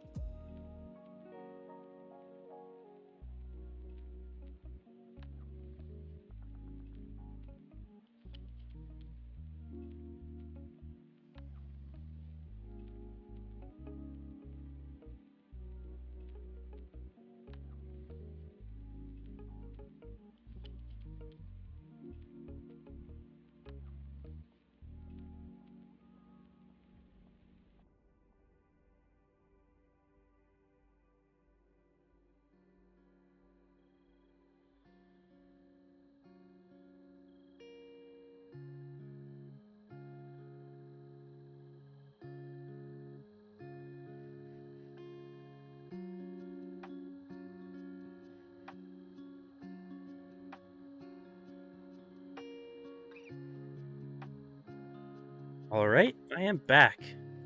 Really quickly, I am going to pull up the brackets. Let's see how our top 8 contestants are doing. See if any of them have been eliminated, if any of them are still fighting for a shot. So sharing the screen, we've got Origin and Naps in the finals. Naps is guaranteed at least second, so they're still fighting for it. I'm gonna zoom out for some reason to click on show all groups. Jaja, they have a second team, so they're not out of it. Seven Rats is still fighting for it. They beat Rival 3-0. Seven Rats is still in the running for top 8. Nox beat 7 Clip 3-0. Jaja Donda still fighting. Jaja's safe. Interesting. Okay. So right now, between Dinos, Naps... Wait, is Naps gonna... Sorry, where is Naps? I missed them. They're all the way up here. Yeah, Naps, Seven Rats, Nox, and Dinos. If any of them win their group, they're in top 8. If none of them win their group, Nox is in. So that is the current state of the brackets right now. If any team wins, they go in, but only only one of them can go in. So if multiple teams win, it's the one that's currently the highest. That is how it's currently looking for top 8. Anyway, here are our teams. Forgot to update Panda's icon. There we go. You only got about a minute left, but I did want to update you on the brackets. All 4 of the teams that are fighting for top 8, for that last spot in top 8, I should say, are still in. All 4 of them. If Jaja loses their set to Donda, that could be bad as well. That might shake things up. I didn't consider that math. So I don't 100% know, but I still think that Jaja is fine because they were up by a couple thousand. So Jaja's probably safe, but not 100%. There is a chance that they get past if a team wins. If multiple teams win and Jaja gets third, then Jaja might lose. Okay, anyway, I didn't go over the map in the teams at all. We've already seen these 2 teams play against each other. This is going to be a best of 5 for grand finals, and New Bay is going to be the map for games 1 and 2. And I guess we'll go over the other maps as we see them. Just a reminder to everybody in the chat, if you are currently playing on either team, or if you're checking the scores before they're streamed, please don't spoil. It's more fun for everyone to kind of know together instead of knowing the result before the game finishes. You know, that's never fun. Let's go. I remind this because last time there was someone on YouTube who started spamming who won the set while the last game was still playing, which was unfortunate, but it is what it is. Anyway, here we are on New Bay. Panda running lots of MLEs, 3 of them in fact, 2 Super Conquerors, a 777 and a Sturv. Primarily going A, but it looks like they want to take the B base as well. No, Chip's not going to be driving all the way into the B base, but something broke there. Can't tell. Yeah, so it looks like Dinos is blind firing just to break those things preemptively. But they're going to take C quicker than Panda gets into the A base. Also looks like WorkQC spotted. I didn't see if anyone from Dinos was spotted. It could be awkward if WorkQC was just caught alone by himself here. But Giga and Leafy are both kind of pre-aiming some of these little passages here. If WorkQC drives forward, he will definitely find himself in a world of pain. But doesn't seem to be doing so at the moment. In fact, it's going to be Market Man taking the first hit from Honda, getting shot by Darktronics. And WorkQC still not pushing forward. Wise decision. But we've got a big I don't want to say an overcommitment yet because it's hard to judge if it's overcommitment yet, but a big extension here. Large commitment from Pagman. So it is a commitment, but maybe not an overcommitment. We will see. But he's very far away from the rest of his team, but also not really in danger of being pushed either, as if Leafy or Giga wanted to push that, they would run into several Panda tanks that are lined up all the way over here. J-Ta and his Super Conqueror would put in some big damage. There's someone else over here as well. I can't quite see them by looking around. Where are they? There's somebody. Just Paffy, I suppose. I thought I saw somebody else, but I guess I'm crazy. Then again, Burby's pretty far forward here for Dinos, but he is extremely well covered by basically the rest of his team. So he should not be too worried at the moment. Hit points are dead even, but again, Dinos does have the cap lead. Leafy's getting spotted here. Is that Pagman spotting him? It might be. Yeah, Pagman's spotting Leafy and Giga. Potentially. Or maybe it's just Market somehow, but I don't know. I'm just surprised that Pagman's not getting lit. Does he have, Yeah, he does put the rear shot into Leafy. He gets lit himself now. So I'm wondering if he has, like, Chemonet or something to not get spotted, but finally Dinos takes hit, and they see Pagman all the way over here. But it might just be bait if they push, because Poffy's here. J-Ta did move, but Poffy's here to help Crossfire, and Pagman has an easy way to just get down the dip. Sorry, there's a little bit of a voice crack there. Shredhead Pete, welcome to the stream. Immortal, welcome. Still not a whole lot of motion since the original base captures, but it looks like J-Ta is going to move into B now. Takes a quick hit. Oh man, and Burby puts one in as well, so 2 shots go into J-Ta there, who misses his shell, but now the rest of Ponda is supporting here. We got Chip and Sherman in their MLEs, preventing any resets here from Burby. No, he gets one anyway. J-Ta missed his shot and allowed Burby to get a reset. And so he will continue to bleed. He's half hit points. Will he be able to bait another shot? Yeah, J-Ta's going for HEs. Why are you going for HEs? You're just taking a full hit, trading it for an extra 50 damage. I don't know what the gain is there. And J-Ta missing again. Will Burby have yet another reset? He's aiming it. Yes, and J-Ta is just blundering right now. I don't know what the decision is, why they're not backing off, if he's even able to afford backing off, but he's so insistent on holding this position. Finally puts in the shot, but for what? No, the HE does not do any damage, so he's still doing just fine. And it looks like Ponda's going to go for a counter push, but not before they lose their tank. In comes Pagman, and yeah, from behind, and Giga's surrounded here, but Dinos is counter pushing. They're rotating right on back in. Akame, Leafy, Tantan, Giga, all going for Pagman here. Akame and Leafy actually, no, they're just going to be holding out for QC. And Akame activates his reactive, but he's actually not going to be the target here, and Market should be able to pick up the kill on Leafy. However, Pagman's going down quite quickly on the other side of the map as well. Flossie missing the shot there. Tantan and Flossie should be able to get the kill with another shot in each. Puffy's going to stop C. The points are at 640, and Giga goes down as well, so Ponda should be able to stop the base no problem, but down goes Work QC in the middle, and Market Man's trying to run away from Akame, who should be able to put in a shot. He does so, and down goes Pagman, so 5-on-4 advantage here for Dinos. This will be short-lived, though. Burby will be killed in just a moment. Putting in another shot, though, useful for the team, and Sherman doesn't have the gun depression to get the kill here. He bounces it.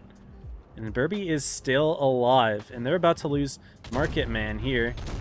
Down he goes. Sherman is now being pushed out by Darktronics. And yeah, I don't think it really mattered if they got that kill or not, to be honest with you. But still definitely a shot you want to be hitting here. Nakame is just going to drive right behind Chip to get the kill on Pafalupi here. And there we go. That is game number 1 going to Dinos here. Going the other way around from what we had seen in the previous set. Chip's got his gun in the air. And Dino's taking game 1 there. Beautiful.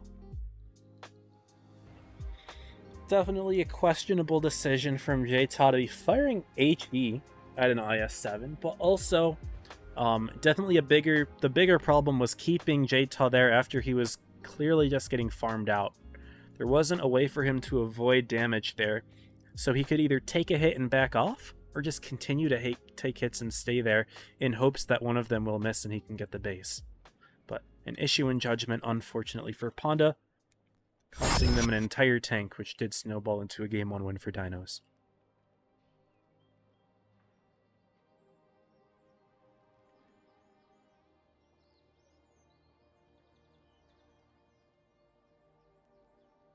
Got 1 minute left until game 2 here. Also, I am busting out the Arnold Palmer once again. It has made its return. For everyone who was wondering why I've been drinking water lately, like, oh my goodness, such a grave sin I'm committing. No, I was just feeling water the past few days, but Arnold Palmer has come out today. Both teams running MLEs here for game 2, 2 of them each. Ponda committing more to the 777s, and Dinos has an assortment of everything else. VK72, E5, 60TB Kronvon, and a Sturv on either team. But Ponda's got the rarest tank played with a 2 and 5B.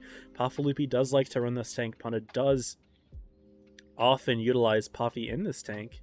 He's run it on several maps, and not maybe in this recent tournament that we have seen on stream, but just historically, Puffy has always been a 2-1-5B enjoyer and tends to do quite well dealing damage with it. We'll see how he does game 2 on New Bay, now that Ponda has the southwest spawn this time.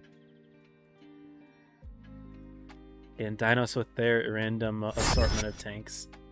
Well, obviously it's not random. There is clearly a design to it, but we don't know what it is yet, although we will soon. Also, I missed an earlier message from Milo. Don't know the tanks at 210. Only got 2 trying to pick everyone's bigger brains. Fair. That's fair. There's also a big difference between the two. The Kron is an auto reloader, which means that even though it's a clipper, it reloads each shell individually and can fire them individually. Whereas an auto loader can only reload them and fire them together in a single drone. Market says cap advantage. Looks like they maybe want to take a quick A base here, potentially, but Dinos is going that way as well. They're saying go Market, go. Market is leading the charge. No, he's going up top. Tantan and Market will spot each other, but Work QC getting directly into this base. All of Ponda tanks were spotted here. All 7 of them. Only 5 of them have so far been detected here for Dinos. Flossie and Akame still hidden. Akame's taken B and Flossie's in his sneaky position. Ponda's over pushing immediately onto Tantan though. This could cause problems. He's in the Kron Vaughn and it's a good hold down tank, but Dinos is getting pushed through quite quickly here. Tantan will put 1 into Work QC, but you don't want to turn your turret too far as you will start to take shots from Jta Sherman, but in comes Dinos from the side here. And Poffy farming though in the FV2 and 5B to kind of prevent this. Pond is completely committed to up top here. With 4 of their tanks, is that a 5th one right below me? Yes, all 5. Then Work QC all by himself as well as Poffy. And Dino's kind of committing here in the middle. You can see all of their tanks, and Pagman's just going to try to go right around. But nope, Burby will get tracked. Oh, he's getting farmed now. Uh-oh. He got tracked with his drive wheel forward and his gun behind the wall. So unfortunately, that's just free bleeds. Chip does get killed though. Pagman's going to continue fighting for Burby here. Now he's just putting damage in. Dintan's still alive at this point, but he does get picked finally. Right now, big hit point advantage for Dinos though. They're looking quite good. Poffy's just getting farmed out by Akame here as well. Looks like Poffy's not having the greatest game, and yeah, he's just tracked backwards to Akame, who will get this kill in just a moment. Poffy bounces that final shot, goes down. And it's a 5-on-5 here, so it's not like it's completely lost for Ponda, but the hit point difference is about 2,000. There aren't any really any clippers in this game remaining, so it's not like that damage can change quickly. However, Pagman is kind of handling Burby pretty nicely, but he's going to back around the hill.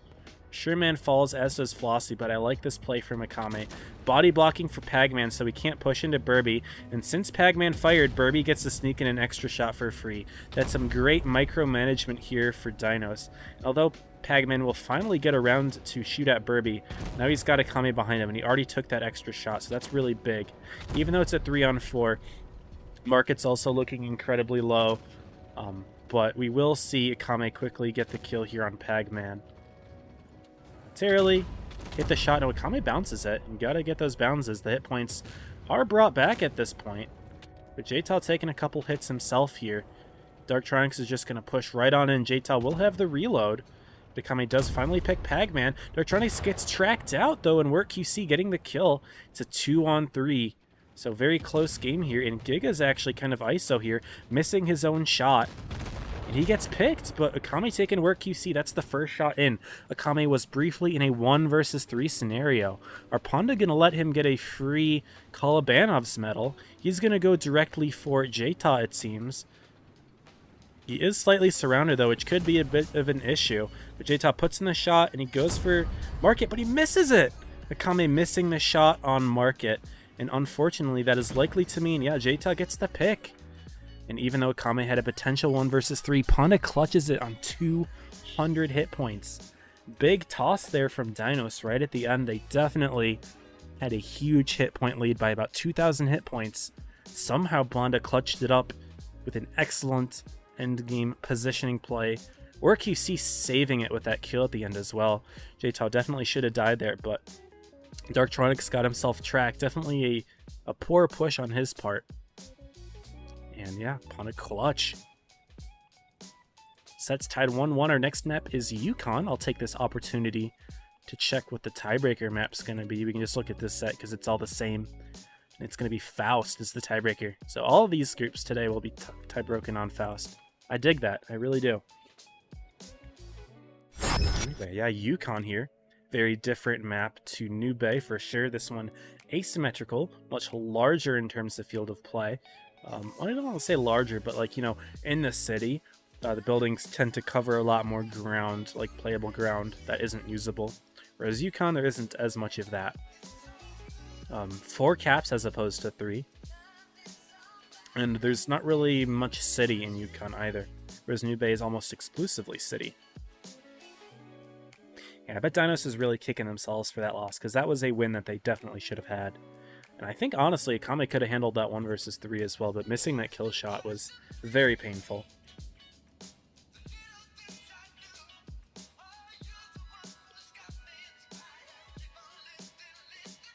In terms of tank lineups, it is, you know, your standard tanks for Ponda for the most part. They do bring a type, but other than that, we do have our collectors meta.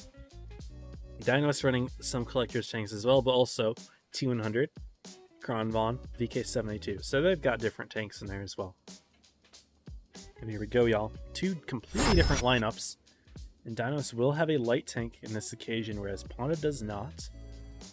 Could be something to have useful, but it also could be a detriment if it comes to forcing Dinos to have to push with that light tank. What's up, Xenon and Welshie? Good to have both of you in the chat. Mix any notifications? No more notifications. Y'all, if you are new to this stream, I would ask that, you know, consider dropping a follow on Twitch, subscribing to me on YouTube, as I do all of these tournament streams for the North America server, and would be great to have these kind of streams spread even further, you know, grow the North American competitive scene further. That would be big. Market says T100, taking note that they were early spotted. Pathfilipi, Pagman, and Skips all spotted by the T100 LT driving directly through B. Dinos will get onto the B base quite quickly and take an early cap lead. However, Ponda taking A and C quite quickly afterwards. They're going to pull the cap lead back before Dinos has the chance to grab D. Will they? It's very close. I can't tell. Yeah, I think we do see cap lead for Ponda. Dinos almost had it, but not quite. That actually will force Dinos to make a push, and they do have a T100. Interesting. Ponda all lining back up into their spawn at this point. They've completely let go of that A side corner here, but they do have 2 MLEs to kind of hold in town area for something on the C side, but they've completely let go of A for the most part. Skips isn't going to have a reset entirely unless they commit a little bit further to it. But Ponda does expect a push from D.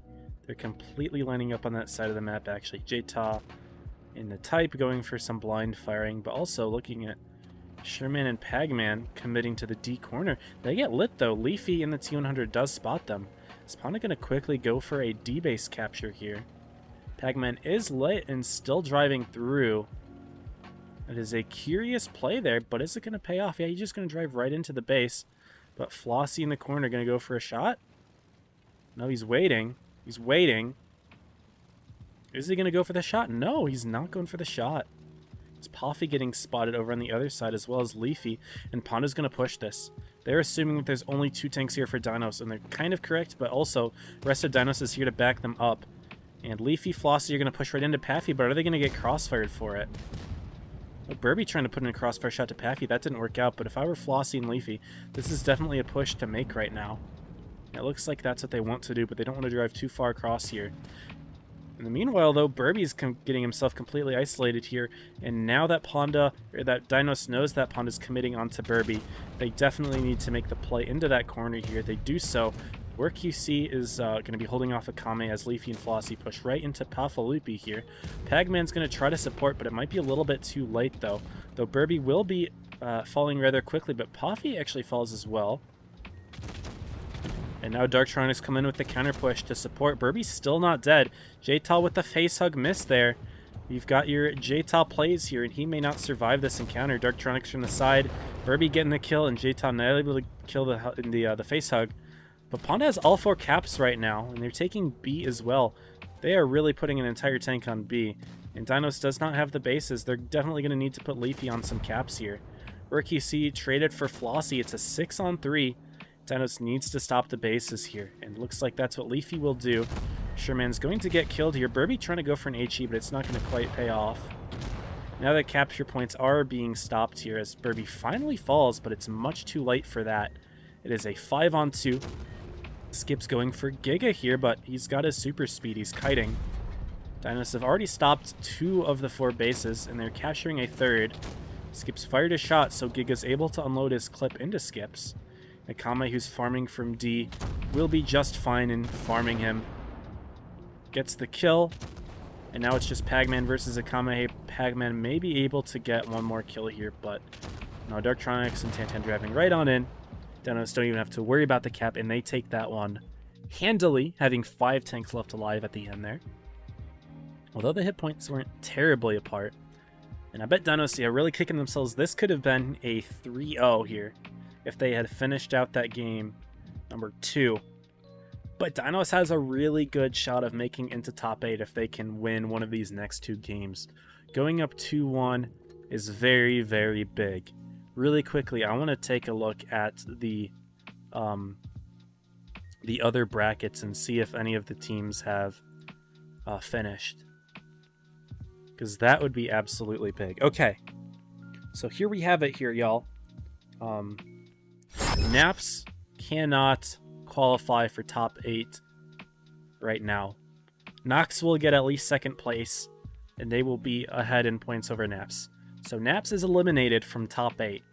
7 Rats is eliminated from top 8 as Joker wins. Leverage beats Nox 3-0.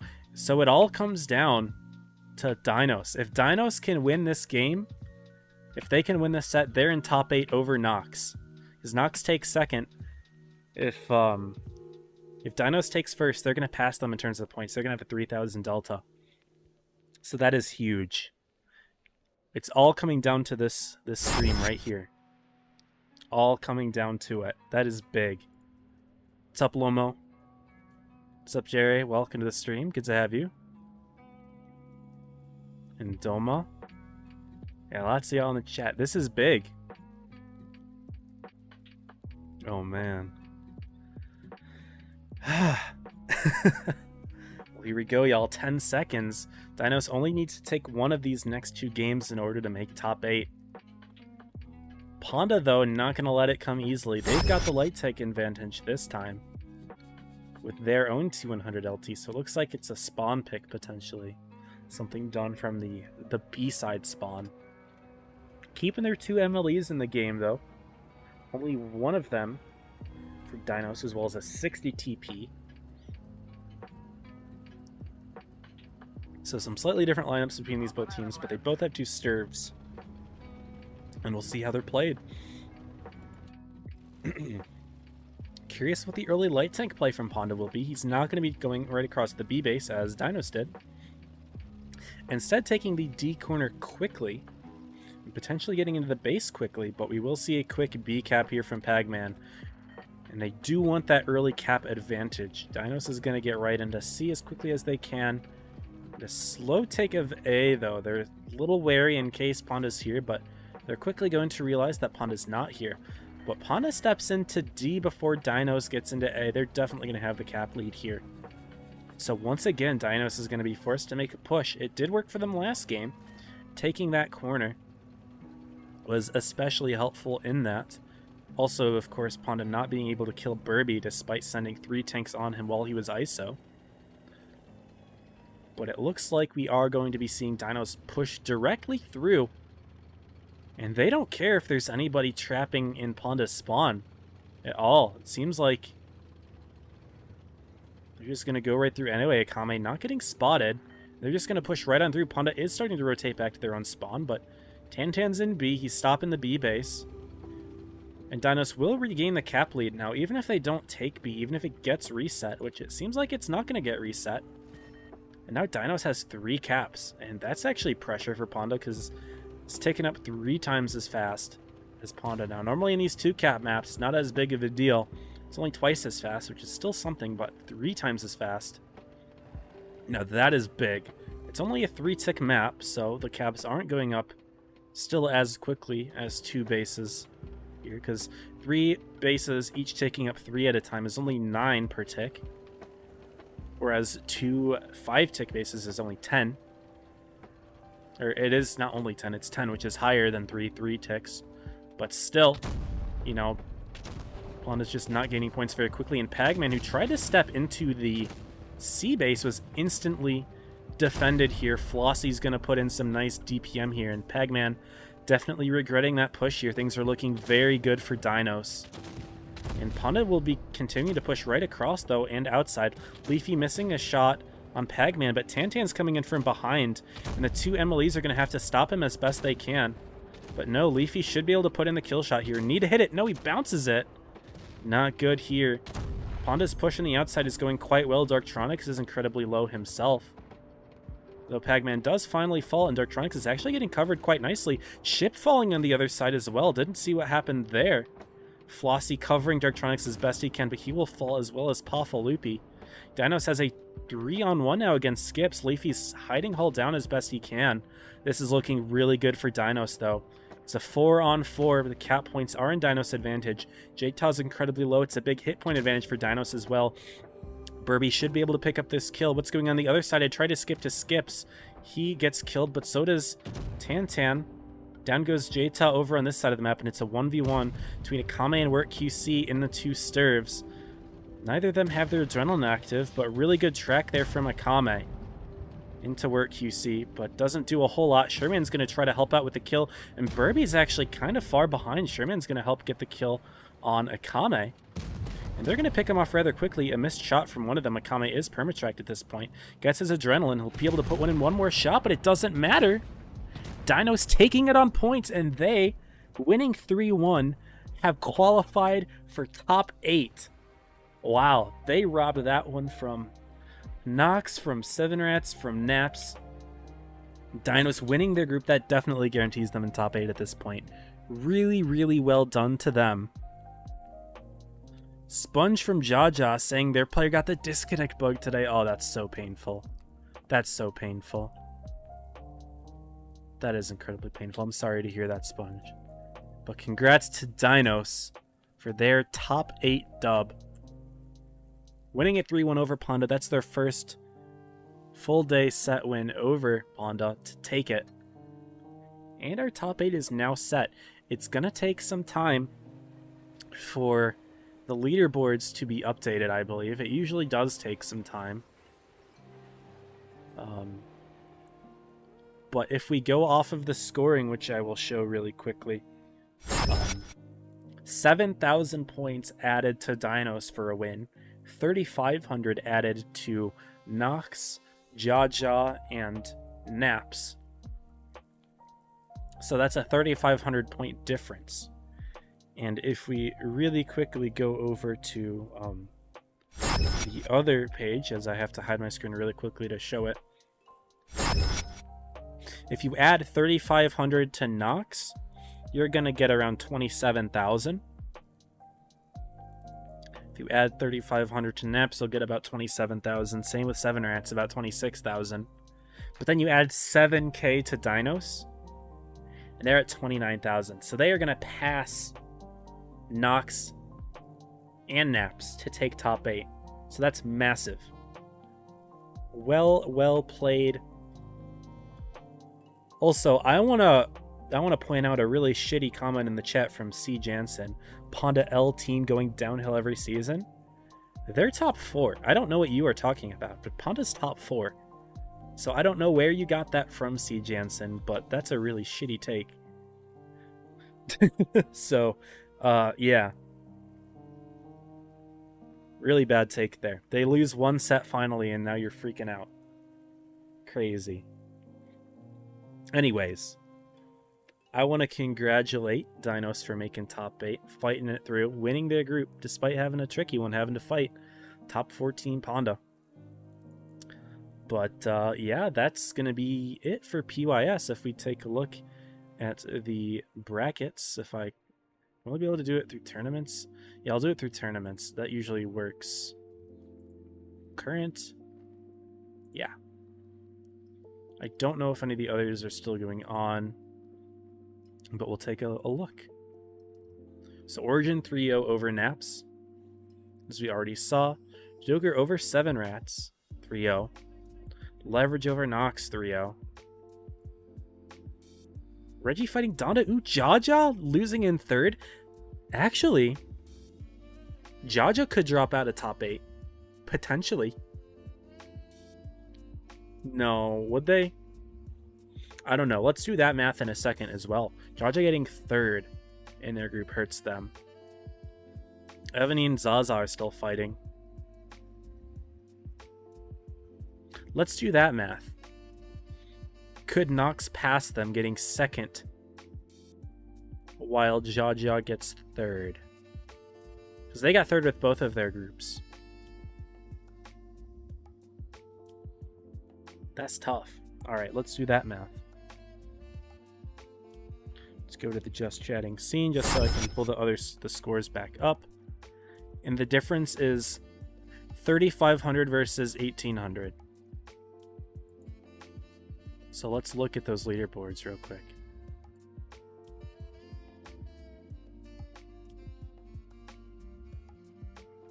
So Jaja, you take their score of 25, you add 1,800, they're at about 27k.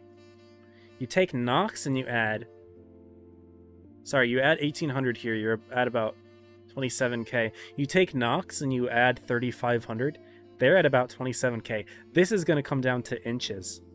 This is going to come down to inches. We can do the math though. Let me hide my screen really quickly. I want to pull them up on different monitors, but I don't want to share like links and stuff that I have going on. So let's do the math exactly. I was just estimating with it. Let's do the exact math. Okay. So Nox 23551 plus what's the number? 3531. 27082. Then we take Jaja 25139 plus 1768.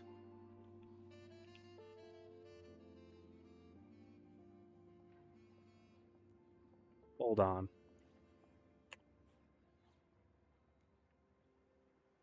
I'm just going to pull up Notepad. We've got Jaja 26907. Nox 27082. Sorry, that's probably like hurts your eyes. I think Nox is in. I think Nox made top 8. I think Jaja just lost top 8 to a disconnection bug. A disconnection bug.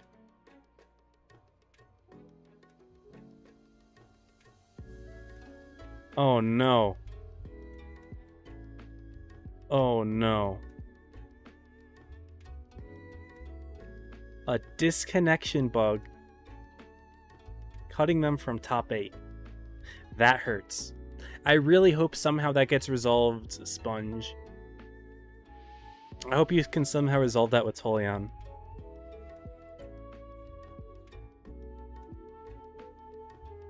That's horrible. I am so sorry.